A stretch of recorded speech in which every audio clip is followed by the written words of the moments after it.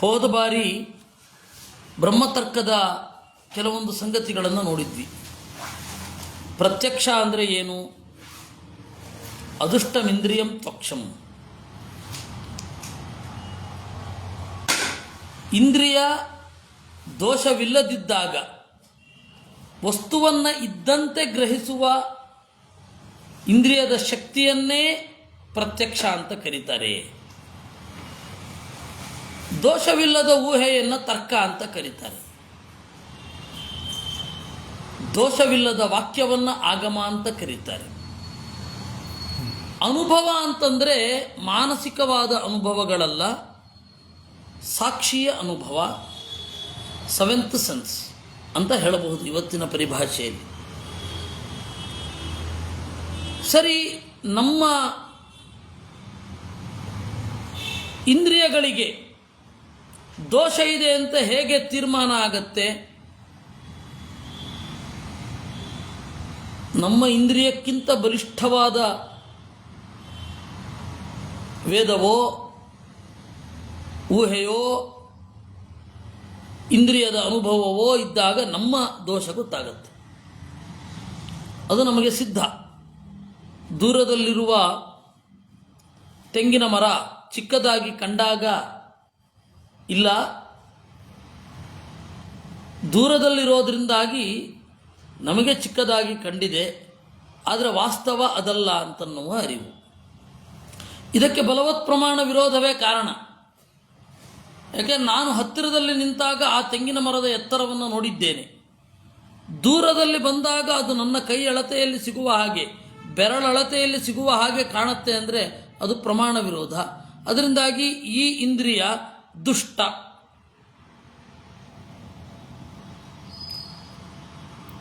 ಇನ್ನು ಪ್ರಮಾಣದಲ್ಲಿ ಬಲ ಅಂದರೆ ಏನು? ಒಂದು ಬಹಳ ಪ್ರಮಾಣಗಳಿರಬೇಕು, ಇನ್ನೊಂದು ಸಹಜವಾದ ಬಲ ಇರಬೇಕು ಆ ಪ್ರಮಾಣಕ್ಕೆ. ಇವಾಗ ವೇದ ಒಂದು ಸರ್ತಿ ಹೇಳಿದ್ರು ಅಷ್ಟೇ, 10 ಸರ್ತಿ ಹೇಳಿದ್ರು ಅಷ್ಟೇ, ಅದು ಅದೇ ವೇದ ಇದೆ. ಕೆಲವರು ಕೇಳೋದುಂಟು, ಎಷ್ಟು ಪ್ರಮಾಣ ಕೊಡ್ತೀರಾ ಕೊಡಿ ಅಂತ. ಪ್ರಮಾಣ ಎಷ್ಟು ಅನ್ನೋದು ಬೇಕಿಲ್ಲ. ಗೀತೆ ಒಂದು ಹೇಳಿದ್ರು ಪ್ರಮಾಣವೇ. ಇಲ್ಲ, ಇನ್ನೊಂದಿಷ್ಟು ಕೊಡಿ, ಇನ್ನೊಂದಿಷ್ಟು ಕೊಡಿ, ಆನಂದಾನಾಮತೆ ಲೋಕ. ಆಮೇಲೆ ಸಾಕಲ್ಲ, ನರಕ ಇದೆ ಅನ್ನಲಿಕ್ಕೆ, ತಮಸ್ಸಿದೆ ಅನ್ನಲಿಕ್ಕೆ ಇನ್ನೆಷ್ಟು ಬೇಕು? ಸ್ವಾಭಾವಿಕವಾಗಿಯೇ ಅದು ಪ್ರಬಲ, ಒಂದಿದ್ರೂ ಅಷ್ಟೆ.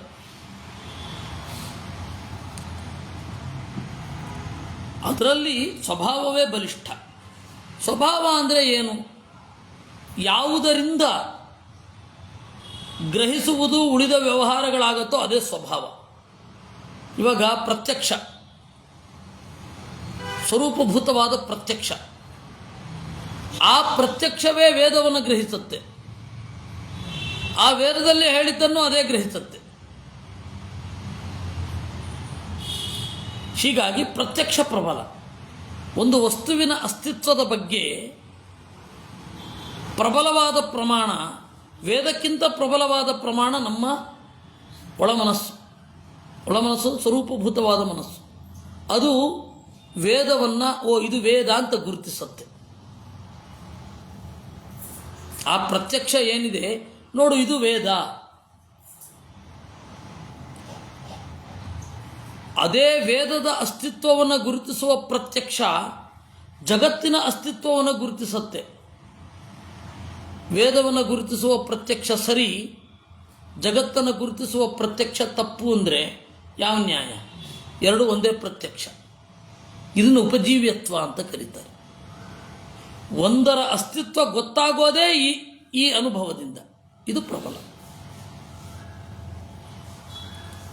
ಇದನ್ನು ಆಚಾರ್ಯರು ಹೇಳಿದ್ರು ಅನ್ನುವಲ್ಲಿಂದ ಮುಂದೆ ಹೋಗೋಣ. ಯಾತಾರ್ಥ್ಯಮೇವ ಪ್ರಾಮಾಣ್ಯಂ ತನ್ಮುಖ್ಯಂ ಜ್ಞಾನ ಶಬ್ದಯೋ ಜ್ಞಾನಂಚ ದ್ವಿವಿಧಂ ಬಾಹ್ಯಂ ತಥಾನುಭವ ರೂಪಕಂ. ಪ್ರಮಾಣ ಅಂತ ನೀವೊಂದು ಶಬ್ದವನ್ನು ಭಾರತೀಯ ಸಂಸ್ಕೃತ ಪರಂಪರೆಗೆ ಬಂದರೆ ಪದೇ ಪದೇ ಕೇಳ್ತಾ ಇರ್ತೀರ ಪ್ರಮಾಣ ಏನು ಅಂತ. ಮೊದಲು ಸ್ಥೂಲವಾದ ಅರ್ಥವನ್ನು ನೋಡೋಣ. ಪ್ರಮಾ ಅಂದರೆ ಶುದ್ಧವಾದ ಜ್ಞಾನ. ಶುದ್ಧವಾದ ಜ್ಞಾನದಲ್ಲಿ ತೊಡಗುತ್ತೆ ಅಥವಾ ಶುದ್ಧವಾದ ಜ್ಞಾನವನ್ನು ಕೊಡುತ್ತೆ. ಶುದ್ಧವಾದ ಜ್ಞಾನದೆಡೆಗೆ ನಮ್ಮನ್ನು ಒಯ್ಯುತ್ತೆ. ಇದು ಪ್ರಮಾಣ. ಶುದ್ಧವಾದ ಜ್ಞಾನದ ಎಡೆಗೆ ನಮ್ಮನ್ನು ಒಯ್ಯುತ್ತೆ. ಈ ಪ್ರಮಾಣ ಯಾವುದು? ಒಂದು ಜ್ಞಾನ. ಜ್ಞಾನ ಶುದ್ಧವಾದ ಜ್ಞಾನದ ಎಡೆಗೆ ಒಯ್ಯುತ್ತೆ. ವೇದದ ಅರಿವು, ವೇದವನ್ನು ಓದಿದವು, ಶುದ್ಧತೆಯ ಕಡೆಗೆ ತೆರಳುತ್ತೇವೆ. ಹೀಗಾಗಿ ಶಬ್ದವು ಪ್ರಮಾಣ. ಇನ್ನು ಜ್ಞಾನ, ಶುದ್ಧವಾದ ಅನುಭವ ರೂಪವಾದ ಜ್ಞಾನ, ಅದು ಕೂಡ ನಮ್ಮನ್ನು ಜ್ಞಾನದ ಕಡೆಗೆ ಒಯ್ಯುತ್ತೆ. ಅದೇ ಜ್ಞಾನ ಸ್ವರೂಪ ಜ್ಞಾನದ ಕಡೆಗೆ ಒಯ್ಯುತ್ತೆ. ಪ್ರಮಾಂ ನಯತಿ. ಇದು ಪ್ರಮಾಣ. ಬ್ರಹ್ಮತರ್ಕ. ಬ್ರಹ್ಮತರ್ಕದಿಂದ ಕೊಟ್ಟು ಮಾಡಿರೋದು. ಅದನ್ನು ಬರೆದಿದ್ದು ದತ್ತಾತ್ರೇಯ ನಾಮಕ ಪರಮಾತ್ಮ. 50 ಕೋಟಿ ಶ್ಲೋಕಗಳಷ್ಟೇ ಇರೋದು ಅದರಲ್ಲಿ. 50 ಕೋಟಿ ವಿಸ್ತಾರಾತ್. ಹಾಗೆ ಅವನು ದತ್ತನಾಮಕ ಪರಮಾತ್ಮ ಬಂದು ಮಾಡಿದ ಪ್ರಧಾನವಾದ ಕೆಲಸ ಪುರಾಣಗಳಲ್ಲಿ ಉಲ್ಲೇಖವಾಗುವುದು ಆನ್ವೀಕ್ಷಿಕೀಂ ಅಳರ್ಕಾಯ ಪ್ರಹ್ಲಾದಾದಿಭ್ಯವು ಚಿವಾನ್. ಆನ್ವೀಕ್ಷಿಕಿ ಅಳರ್ಕ. ಅಳರ್ಕ ಅಂತ ಒಬ್ಬ ರಾಜ ಮುಂದೆ ಬರ್ತಾನೆ ಮಹಾಭಾರತದಲ್ಲಿ.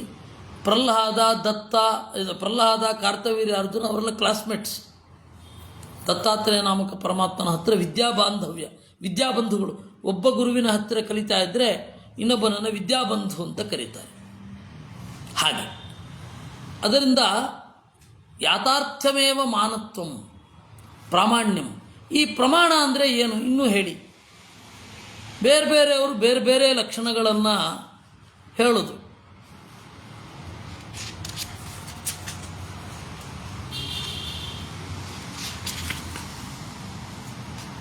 ಇಲ್ಲೇನು ಹೇಳಲಿಕ್ಕೆ ಹೋಗಲಿಲ್ಲ. ಬೇರೆ ಬೇರೆ ಲಕ್ಷಣಗಳನ್ನು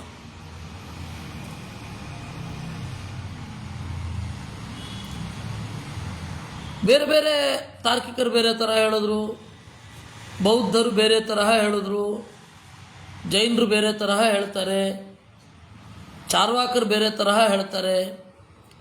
ಎಲ್ಲರೂ ಕೂಡ ಪ್ರಾಮಾಣ್ಯದ ಬಗೆಗೆ, ಪ್ರಮಾಣ ಲಕ್ಷಣದ ಬಗೆಗೆ ಅವ್ರದ್ದೇ ಆದ ಅಭಿಪ್ರಾಯವನ್ನು ಹೇಳ್ತಾರೆ. ಅಸಂಗತವಾಗಿರುವುದನ್ನೆಲ್ಲ ಕೂಡಿ ಕಳೆದು ಸಂಗತವಾಗಿರೋದನ್ನೆಲ್ಲ ಆರಿಸಿಕೊಂಡ್ರೆ ಅದನ್ನು ವಿಸ್ತಾರವಾಗಿ ಪ್ರಮಾಣ ಲಕ್ಷಣಾದಿಗಳಲ್ಲಿ ಮತ್ತು ಅನುವ್ಯಾಖ್ಯಾನದಲ್ಲಿ ಮಧ್ವರು ಖಂಡನೆ ಮಾಡಿದ್ದಾರೆ. ಇಲ್ಲವೇ ಇನ್ನೊಂದು ಕೆಲಸ ಮಾಡಬೇಕಾಗತ್ತೆ. ಅವ್ರು ಏನು ಹೇಳಿದ್ರು ಅಂತ ಆ ಗ್ರಂಥವನ್ನೇ ಉಲ್ಲೇಖ ಮಾಡಬೇಕಾಗತ್ತೆ. 2 ದಾರಿ ಇದೆ. ನಮಗೆ ಅದು ಬಂದಾಗ ನೋಡ್ಕೊಳ್ಳೋಣ. ಈಗ ಪ್ರಾಮಾಣ್ಯ ಎಂದರೇನು? ಮಧ್ವಾಚಾರ್ಯರು ಹೇಳಿದ್ರು, ಯಾಥಾರ್ಥ್ಯಂ ಪ್ರಾಮಾಣ್ಯಸ್ಯ ಲಕ್ಷಣಂ ಅಂತ. ಯಥಾರ್ಥಂ ಪ್ರಮಾಣಂ. ಇನ್ನು ಸಿಂಪಲಾಗಿ ಹೇಳೋದಾದರೆ ಪ್ರಮಾಣ ಲಕ್ಷಣದಲ್ಲಿ ಯಥಾರ್ಥಂ ಪ್ರಮಾಣಂ. ಅರ್ಥ ಅಂದರೆ ವಸ್ತು, ವಸ್ತುಗೆ ಅನುಗುಣವಾದ ಜ್ಞಾನ, ಅದೇ ಪ್ರಮಾಣ. ಅಲ್ಲ, ಆ ಜ್ಞಾನ ತಂದುಕೊಡೋದು ಜ್ಞಾನಕ್ಕೆ. ನೋಡಿ, ಜ್ಞಾನ ಹುಟ್ಟೋದು ಎಲ್ಲಿ? ಜ್ಞಾನದಲ್ಲಿ. ಜ್ಞಾನ ಹುಟ್ಟೋದು ಯಾವುದರಿಂದ? ಜ್ಞಾನದಿಂದ. ಜ್ಞಾನ ಬರೋದು ಯಾರಿಗೆ? ಜ್ಞಾನಕ್ಕೆ. ಬೇರೆ ವಸ್ತುವಿಗೆ ಬರಲ್ವಲ್ಲ. ಜಡವಾದ ವಸ್ತುವಿಗೆ ಬರೋದೇ ಇಲ್ಲ. ಜ್ಞಾನ ಬರೋದು ಯಾರಿಗೆ? ಜೀವನಿಗೆ. ಜೀವ ಯಾರು? ಜ್ಞಾನ ಸ್ವರೂಪ. ಹೀಗಾಗಿ ಜ್ಞಾನ ಬರೋದು ಯಾರಿಗೆ? ಜ್ಞಾನಕ್ಕೆ. ಜ್ಞಾನ ಯಾರಿಂದ ಹುಟ್ಟೋದು? ಜಡ ವಸ್ತುವಿನಿಂದಲ್ಲ, ಒಳಗಡೆಯಿಂದಲೇ. ಹೀಗಾಗಿ ಜ್ಞಾನ ಉತ್ಪತ್ತಿ ಆಗುವುದು ಜ್ಞಾನದಿಂದಲೇ. ಜ್ಞಾನಕ್ಕೇನೆ ಜ್ಞಾನ ಬರೋದು, ಜ್ಞಾನದಿಂದಲೇ ಜ್ಞಾನ ಹುಟ್ಟೋದು. ಜ್ಞಾನವನ್ನು ಜ್ಞಾನ ಅಂತ ಗುರುತಿಸೋದು ಯಾರಪ್ಪ? ಜ್ಞಾನವೇ. ಇದನ್ನು ಆಚಾರ್ಯರು ಸ್ವತಃ ಪ್ರಾಮಾಣ್ಯ ಅಂದರು. ಇದನ್ನು, ಈ ಸ್ವತಃ ಪ್ರಾಮಾಣ್ಯ ಅನ್ನೋದನ್ನು ಆ ಕಾಲಕ್ಕೆ ಅನುಗುಣವಾಗಿ ಜಯತೀರ್ಥರಾಗಲಿ ವ್ಯಾಸತೀರ್ಥರಾಗಲಿ ತಾರ್ಕಿಕ ಪರಿಭಾಷೆಯಿಂದ ನಿರೂಪಣೆ ಮಾಡಿದ್ದಾರೆ. ಆ ತಾರ್ಕಿಕ ಪರಿಭಾಷೆಯ ಗೊಂಡಾರಣ್ಯದಲ್ಲಿ ನಾವು ಮುಳುಗಬೇಕು, ದಾರಿ ತಪ್ಪಬೇಕು ಅಂತ ನಿಮಗೆ ಆಸೆ ಇದ್ದರೆ ತರ್ಕತಾಂಡವ ಮಾಡಬಹುದು. ವಿದ್ವದ್ ವಿನೋದ ಅದು ಬೇಕಾಗತ್ತೆ. ಆದರೆ ಈಗ ಮೊದಲು ಇದನ್ನು ತಿಳ್ಕೊಂಡ್ಮೇಲೆ ಆಮೇಲೆ ಆಟ ಆಡ್ಬೋದು ಅಲ್ವೇ? ವಿಷಯ ಇಷ್ಟೇ. ಯಾಥಾರ್ಥ್ಯಮೇವ ಪ್ರಾಮಾಣ್ಯಂ. ವಸ್ತುವಿಗೆ ಅನುಗುಣವಾಗಿ ಇರೋದು ಪ್ರಮಾಣ. ವಸ್ತುವಿಗೆ ಅನುಗುಣವಾಗಿರೋದು ಯಾವುದು? ಜ್ಞಾನ. ಆ ಜ್ಞಾನವೇ ಪ್ರಮಾಣ. ಇದು ಲಾಜಿಕಲ್ ಆಗಿರುವ, ಅತ್ಯಂತ ಸಿಂಪಲ್ ಆಗಿರುವ, ಎಲ್ಲವನ್ನೂ ಒಳಗೊಂಡ ಡೆಫಿನಿಷನ್ ಯಥಾರ್ಥಂ ಪ್ರಮಾಣ. ಮೀಮಾಂಸಕರು ಹೇಳಿದ್ರು, ಅನಧಿಗತಾರ್ಥ ಗಂತೃಜ್ಞಾನಂ ಪ್ರಮಾಣಂ ಅಂತ. ಯಾವುದಾದರೂ ಒಂದು ಹೊಸದಾಗಿ ಯಾವ ವಿಷಯವನ್ನು ತಿಳಿಸುತ್ತೆ ಅದೇ ಪ್ರಮಾಣ ಅಂತ. ಅದೆಂಗಾಗತ್ತೆ? ಪ್ರತಿ ದಿವಸವೂ ನಾನು ಮನೆ ನೋಡುತ್ತೇನೆ, ಮನೆ ಹೊಸದಾಗಿ ಕಾಣಬೇಕಾಗತ್ತೆ. ಇಲ್ಲವೇ ಮನೆ ಹಳೆಯದು ಅಂತ ಜ್ಞಾನ ಬರಬಾರದಾಗತ್ತೆ. ಅವ್ರದ್ದು ಈ ತರಹದ ಓವರ್ ಹೊಸದನ್ನು ಪರಿಚಯಿಸುವಂತಹ ಒಂದು ಶಕ್ತಿಯನ್ನೇ ಪ್ರಮಾಣ ಅಂತ ಕರೆಯೋದು ಅಂತ ಅಲ್ಲ. ಇನ್ನೊಂದು ಫಲವನ್ನು ಕೊಟ್ಟರೆ ಮಾತ್ರ ಅದು ಪ್ರಮಾಣ ಅಂತ. ಬೀದಿ ಬದಿಯಲ್ಲಿರುವಂತಹ ಹುಲ್ಲು ನೋಡ್ಕೊಂಡು ಹೋಗ್ತೇನೆ, ಯಾವ ಫಲ ಕೊಡುತ್ತದು? ಪ್ರತಿ ದಿವಸ ನೋಡ್ತೇನೆ. ಎಲ್ಲಿಗೋ ಹೋಗುವ ದಾರಿಯಲ್ಲಿ, ಆಫೀಸಿಗೆ ಮನೆಗೆ ಹೋಗುವ ದಾರಿಯಲ್ಲಿ ಪ್ರತಿ ದಿವಸ ಹುಲ್ಲನ್ನು, ಅಕ್ಕಪಕ್ಕದಲ್ಲಿರುವ ಲೈಟ್ ಕಂಬಗಳನ್ನು ನೋಡ್ಕೊಂಡು ಹೋಗ್ತೇನೆ. ಏನು ಫಲ ಅದರಿಂದ? ಹೀಗೆ ಬೇರೆ ಬೇರೆ ಬೇರೆ ಬೇರೆ ಬೇರೆ ಬೇರೆ ಪ್ರಮಾಣಗಳನ್ನು ಹೇಳಿದ್ರು. ಪ್ರಮಾಕರಣಂ ಅಂತ, ಪ್ರಮಾಣಂ ಅಂತ. ಸ್ವಲ್ಪ ಹತ್ತಿರ ಉದಯನ. ನಮ್ಮ ಪ್ರಮೆಗೆ ಯಾವುದು ಸಾಧನವೋ ಅದು ಪ್ರಮಾಣ ಅಂತ.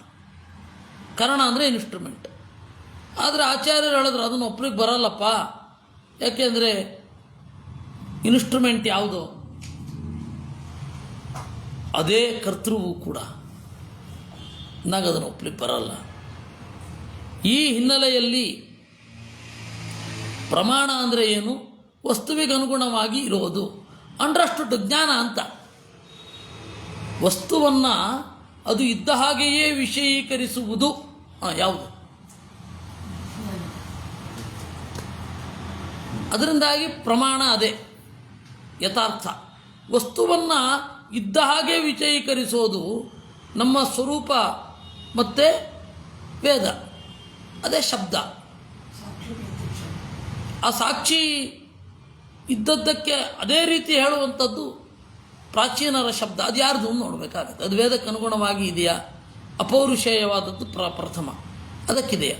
ಅದಕ್ಕೆ ಪ್ರಾಮಾಣ್ಯ ಅನ್ನುವ ಒಂದು ಕ್ವಾಲಿಟಿ ಇರೋದು ಎರಡರಲ್ಲಿ, ಜ್ಞಾನ ಹಾಗೂ ಶಬ್ದದಲ್ಲಿ. ಯಾಥಾರ್ಥ್ಯಮೇವ ಪ್ರಾಮಾಣ್ಯಂ ತನ್ಮುಖ್ಯಂ ಜ್ಞಾನ ಶಬ್ದಯೋ. ಜ್ಞಾನಂಚ ದ್ವಿವಿಧಂ. ಜ್ಞಾನ ಎರಡು ರೀತಿ. ಹೊರಗಡೆಯ ಇಂದ್ರಿಯಜನ್ಯವಾದ ಜ್ಞಾನ ಬಾಹ್ಯ, ಒಳಗಡೆಯ ಸಾಕ್ಷಿಜನ್ಯವಾದದ್ದು ಅನುಭವ, ಅಥವಾ ಅನುಭವ ಏನಿದೆ ಅದು ಸಾಕ್ಷಿಜನ್ಯ. ಇದು ಪ್ರಾಮಾಣ್ಯದ ವ್ಯವಸ್ಥೆ. ಅದಕ್ಕಾಗಿ ಮಧ್ವಾಚಾರ್ಯರದ್ದು ಬಹಳ ಸರಳವಾಗಿ ಇದೆ. ಪ್ರಮಾಣಾನಾಂ ಸಾಧಾರಣ ಲಕ್ಷಣಮಾಹ ಯಾಥಾರ್ಥ್ಯಮೇವ ಪ್ರಾಮಾಣ್ಯಮಿತಿ. ಅತ್ರ ಅರ್ಥಶಬ್ದಸ್ಯ ಜ್ಞೇಯವಾಚಿತ್ವಾತ್ ಯಥಾ ಜ್ಞೇಯಂ ಪ್ರಮಾಣಂ ಇತ್ಯುಕ್ತಂ ಭವತಿ. ಅರ್ಥ ಅಂದರೆ ಜ್ಞೇಯ, ತಿಳಿಯಬೇಕಾದದ್ದು. ತಿಳಿಯಬೇಕಾದದ್ದಕ್ಕೆ ತಕ್ಕ ಹಾಗೆ. ತೇನ ಅಯಥಾಜ್ಞೇಯಾತ್ ಅಪ್ರಮಾಣಾತ್ ವ್ಯಾವೃತ್ತಂ ಯಥಾರ್ಥತ್ವಂ ಪ್ರಮಾಣ ಲಕ್ಷಣಂ ಭವತಿ. ತಪ್ಪಾಗಿ ತಿಳಿದಿದ್ರೆ ಅಯಥಾಜ್ಞೇಯ. ಆ ಅಯಥಾಜ್ಞಾನವನ್ನು ಕೊಡುವುದು ಅಪ್ರಮಾಣ, ಅದಲ್ಲ ಇದು. ಏತದೇವ ಪ್ರಮಾಣ ಲಕ್ಷಣಂ ಸರ್ವ ಪ್ರಮಾಣ ಅನುಗತತ್ವಾತ್ ಅಂಗೀಕರ್ತವ್ಯಂ. ಇದೇ ಲಕ್ಷಣವನ್ನು ಎಲ್ಲ ಕಡೆಗೆ ಅಪ್ಲೈ ಆಗತ್ತೆ, ಆದ್ದರಿಂದ ಇದೇ ಲಕ್ಷಣ ತಗೊಳ್ಬೇಕು ಅಂದರು. ನೋಡಿ, ಬಾಹ್ಯ ಮತ್ತು ಆಂತರ ಎರಡಕ್ಕೂ ಕೂಡ ಇದೆ ಯಥಾರ್ಥ. ವಸ್ತು ಇದ್ದ ಹಾಗೆ ನಮ್ಮ ಕಣ್ಣು ಗ್ರಹಿಸಿದರೆ ಅದು ಪ್ರಮಾಣ. ವಸ್ತು ಇದ್ದ ಹಾಗೆ ಕಣ್ಣು ಗ್ರಹಿಸಲಿಲ್ಲ, ಗೊತ್ತಾಗತ್ತೆ ದೋಷ ಇರೋದು. ಆವಾಗ ಕಣ್ಣು ಭಾಷೆ ಪ್ರಮಾಣ ಆಗಲ್ಲ, ಯಾಕೆಂದರೆ ಪ್ರತಿಬಂಧಕ ಇದೆ. ಆದ್ದರಿಂದ ಇನ್ನು ಜ್ಞಾನ, ವೇದಾದಿಗಳ ಜ್ಞಾನ, ಶಬ್ದದ ಜ್ಞಾನ, ಅದರ ಅರ್ಥ ತಿಳಿದೇ ಹೋದಾಗ ಅದು ಜ್ಞಾನ ಬರಲ್ಲ. ಅಂತಿಮವಾಗಿ ಅದು ಅನುಭವಕ್ಕೆ ಬರಬೇಕು. ಹೊರಗಡೆ ಶಬ್ದಗಳುಂಟು, ಆ ಶಬ್ದ ಇದ್ದರೆ ಜ್ಞಾನ ಬರಲ್ಲ, ಶಬ್ದದ ಜ್ಞಾನ ಬೇಕು. ಈ ಎಲ್ಲ ಸೂಕ್ಷ್ಮಗಳು ಇಟ್ಟುಕೊಂಡು ಪ್ರಮಾಣ ಲಕ್ಷಣ ಸರ್ವಪ್ರಮಾಣ ಅನುಗತತ್ವಾತ್. ಆದರೆ ಪರಂಪರೆಯಲ್ಲಿ ವಿಚಿತ್ರವಾದ ಲಕ್ಷಣಗಳನ್ನು ಮಾಡಬೇಕಾಯಿತು.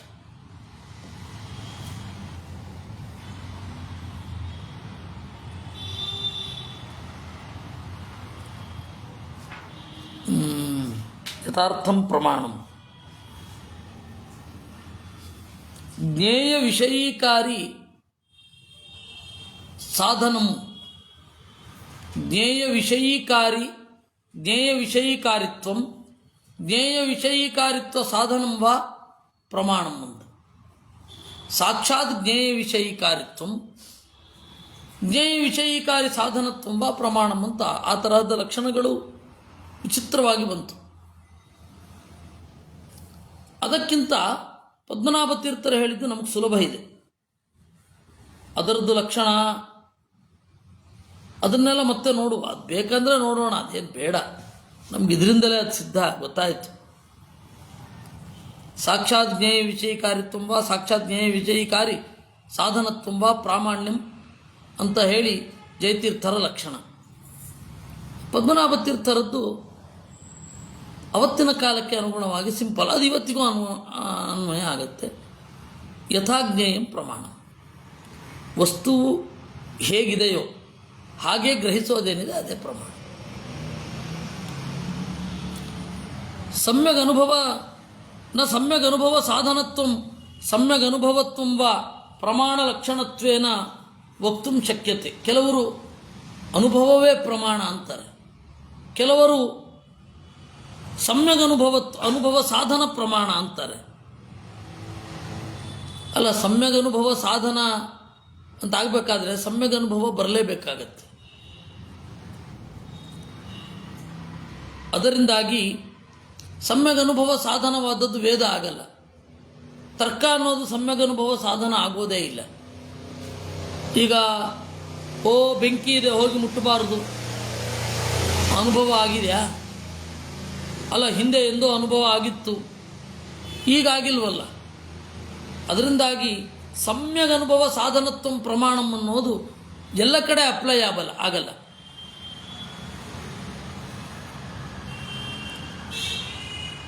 ಅದಕ್ಕೊಂದು ದೋಷ ಇದೆ, ಇನ್ಅಪ್ಲಿಕಬಿಲಿಟಿ ಅಂತ ಇಂಗ್ಲೀಷಿನಲ್ಲಿ ಅವ್ಯಾಪ್ತಿಯನ್ನು ಅನುವಾದ ಮಾಡಿದ್ದಾರೆ. ಇನ್ನೊಬ್ಬರು ಬಂದರೆ ಇನ್ನೊಂದು ಪರಿಷ್ಕಾರ ಮಾಡ್ತಾರೆ ಅದಕ್ಕೆ, ಅಥವಾ ಇನ್ನೊಂದು ಒಳ್ಳೆಯ ಪದಗಳನ್ನು ಕೊಟ್ಟಾರು. ತರ್ಕಸಂಗ್ರಹವನ್ನು ಇಂಗ್ಲೀಷಿನಲ್ಲಿ ಅನುವಾದ ಮಾಡಿದರೆ ಈ ನ್ಯಾಯಸೂತ್ರದ ಅನುವಾದ ಇಂಗ್ಲೀಷಿನಲ್ಲಿದೆ. ಅವರು ಅವ್ಯಾಪ್ತಿಗೆ ಇನ್ಅಪ್ಲಿಕಬಿಲಿಟಿ, ಓವರ್ ಅಪ್ಲಿಕಬಿಲಿಟಿ ಅಂತ ಎರಡು ತರಹ.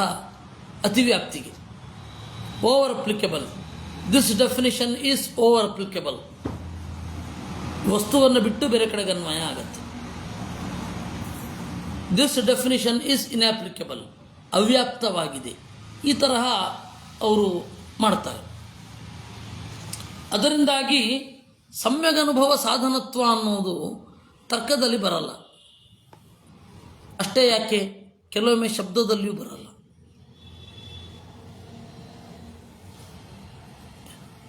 ಬಿರು ಬೇಸಿಗೆಯಲ್ಲಿ ಕುಳಿತು ವಸಂತದ ತಂಗಾಳಿಯನ್ನು ವರ್ಣನೆ ಮಾಡ್ತಾ ಇದ್ದರೆ ಎಲ್ಲಿಂದ ಬರಬೇಕು? ಶಬ್ದ ಇದೆ ಅಲ್ಲಿ. ಆ ಕಾಲ ಬಂದಾಗ ಅದಾಗತ್ತೆ. ಅಲ್ಲಿ ಸಮ್ಯಕ್ ಅನುಭವ ಸಾಧನತ್ವ ಬಂತ, ಸಮ್ಯಕ್ ಹೋಗಲಿ ಅನುಭವ ಸಾಧನತ್ವವೂ ಬರಲಿಲ್ಲ. ಅದರಿಂದ ಈ ಲಕ್ಷಣ ಎಲ್ಲ ಕಡೆ ಅಪ್ಲೈ ಆಗುವಲ್ಲ. ನಾವು ಯಾವ ವಸ್ತು ಅಂತ ಹೇಳಿ ಗುರುತಿಸಿರ್ತೀವಿ ಅಲ್ಲಿ ಅಪ್ಲೈ ಆಗಲ್ಲ. ಯಥಾಜ್ಞೇಯತ್ವ ನಾಮ ಸತ್ಯಜ್ಞೇಯ ವಿಷಯತ್ವ. ಯಥಾಜ್ಞೇಯ ಅಂದರೆ ಸತ್ಯಜ್ಞೇಯ, ಸತ್ಯವಾದದ್ದನ್ನು ತಿಳಿಸಿಕೊಳ್ಳುವುದು. ಸಾಕ್ಷಾತ್ ಸತ್ಯಜ್ಞೇಯ ವಿಷಯಂ ಜ್ಞಾನಂ. ಜ್ಞಾನನ ಜನನ ದ್ವಾರ ಶಬ್ದಾದೇಹ ಸತ್ಯಜ್ಞೇಯ ವಿಷಯತ್ವ. ಶಬ್ದ ಮೊದಲಾದವುಗಳೆಲ್ಲ ಜ್ಞಾನವನ್ನು ಹುಟ್ಟಿಸುವ ಮೂಲಕ ಸತ್ಯವಾದ ಪದಾರ್ಥವನ್ನು ವಿಷಯೀಕರಿಸುತ್ತೆ. ಇಂದ್ರಿಯಜನ್ಯಂ ಯುಕ್ತಿಜನ್ಯಂ ಶಬ್ದಜನ್ಯಂಚ ಜ್ಞಾನಂ ಪ್ರಮಾ ಇತ್ಯುಚ್ಯತೆ. ಪ್ರಮಾ ಎಂದರೇನು? ಒಂದೋ ಇಂದ್ರಿಯಜನ್ಯ ಆಗಿರಬೇಕು, ಯುಕ್ತಿಜನ್ಯ ಆಗಿರಬೇಕು, ಶಬ್ದಜನ್ಯ ಆಗಿರಬೇಕು. ಇಷ್ಟು ಸರಳವಾಗಿ ಪದ್ಮನಾಭ ತೀರ್ಥರು ಬರೀತಾರೆ. ಆತ್ಮಸ್ವರೂಪ ಜ್ಞಾನಂ ಅನುಭವ ಉಚ್ಯತೆ. ಏವಂ ದ್ವಿವಿಧಂ ಜ್ಞಾನಂ ತತ್ರ ನಿರ್ದೋಷತ್ವ ನಿಯಮಾತ್ ಅನುಭವೋ ಬಲವಾನೇವ. ಅನುಭವ ಖಂಡಿತ ದೋಷದಿಂದ ದೂರವಾಗಿಯೇ ಇರುತ್ತೆ. ಅಂದರೆ ಆಂತರಿಕ ಅನುಭವ. ನಿದ್ರೆಯಲ್ಲಿ ಇದ್ದಾಗ ಯಾವ ಸುಖದ ಸುಖವನ್ನು ವಿಷೀಕರಿಸುತ್ತಲ್ಲ ಆ ಲೆವೆಲ್ಲಿನ ಅನುಭವ, ಕಾಲವನ್ನು ವಿಷೀಕರಿಸುತ್ತಲ್ಲ ಆ ಲೆವೆಲ್ಲಿನ ಅನುಭವ, ಅದು ಗ್ರಹಿಸಿದ್ದು ಪ್ರಮಾಣ. ಅಕ್ಷಜ ಯುಕ್ತಿಜ ಆಗಮಜ್ಞಾನೇಚು ನಿರ್ದೋಷ ಜ್ಞಾನಂ ತದ್ಬಲವತ್. ಪ್ರತ್ಯಕ್ಷದಲ್ಲಿ, ಯುಕ್ತಿಯಲ್ಲಿ, ಆಗಮದಲ್ಲಿ ಯಾವುದು ಬಲಿಷ್ಠವೋ ಅದು ಆ ಜ್ಞಾನವನ್ನು ಪ್ರಮಾಣ ಅಂತ ಕರೀತಾರೆ. ಇದಾದ ಮೇಲೆ ಅನುಪ್ರಮಾಣ ಅಂತ, ಪ್ರಮಾಣವನ್ನು ಅನುಸರಿಸಿ, ಇದು ನ್ಯಾಯವಾಗಿ ಸ್ವರೂಪ ಜ್ಞಾನ ಏನಿದೆ ಅದು ಪ್ರತ್ಯೇಕವಾಗಿ ತೆಗೆದಿಟ್ಟು ಸ್ವರೂಪವಲ್ಲದೇ ಇರುವ ಜ್ಞಾನ, ಇಂದ್ರಿಯದಿಂದ ಬರುವಂಥದ್ದು, ಊಹೆಯಿಂದ ಬರುವಂಥದ್ದು, ವೇದದಿಂದ ಬರುವಂಥದ್ದು, ಇದನ್ನು ಅನುಪ್ರಮಾಣ ಅಂತ ಕರೀತಾರೆ. ಆ ಅನುಪ್ರಮಾಣ ಇದಕ್ಕೆ ಅನುಗುಣವಾಗಿ ಇರಬೇಕು. ಆದರೆ ಶಂಕಿತ ದೋಷವತ್ವಾತ್ ವೇದಸ್ಯ ವೇದತ್ವೇನ ಪ್ರಾಬಲ್ಯಂ ಯತ್ರ ಪ್ರತ್ಯಕ್ಷಾದ್ಯುಪಜೀವ್ಯ ಪ್ರಮಾಣ ವಿರುದ್ಧ ಸ್ಯಾದಾಗಮಃ ತತ್ರ ತತ್ ಪ್ರಾಬಲ್ಯಂ ಅಪದ್ಯತೆ ಇತ್ಯರ್ಥಃ. ವೇದ ಅನಾಶಂಕಿತ ದೋಷತ್ವಾತ್, ವೇದಕ್ಕೆ ದೋಷ ಇಲ್ಲ. ಅದರಿಂದಾಗಿ ವೇದ ಆಗಿ ಪ್ರಮಾಣ. ಆ ವೇದವನ್ನು ವಿಷೀಕರಿಸಬೇಕಾದ್ರೆ ನಮ್ಮ ಬುದ್ಧಿಯ ಅಪ್ರಮಾಣ ಆದರೆ ಅದು ನಮ್ಮ ಬುದ್ಧಿಯ ದೋಷ, ವೇದದ್ದಲ್ಲ. ಹೀಗೆ ಪ್ರತ್ಯಕ್ಷಕ್ಕೆ ವಿರುದ್ಧವಾದರೆ, ಅಂದರೆ ಉಪಜೀವ್ಯ ಪ್ರತ್ಯಕ್ಷ ಸ್ವರೂಪಕ್ಕೆ ವಿರುದ್ಧ ಆದರೆ ಆ ವೇದ ಅದಕ್ಕೆ ಬೇರೆ ಅರ್ಥ ಮಾಡಬೇಕು. ಇಷ್ಟು ಇವತ್ತು ಮಾಡಬಹುದಾದದ್ದು. ಉಳಿದದ್ದನ್ನು ಮುಂದಿನ ಬಾರಿ ನೋಡೋಣ. ಕೃಷ್ಣಾರ್ಪಣಮಸ್ತು.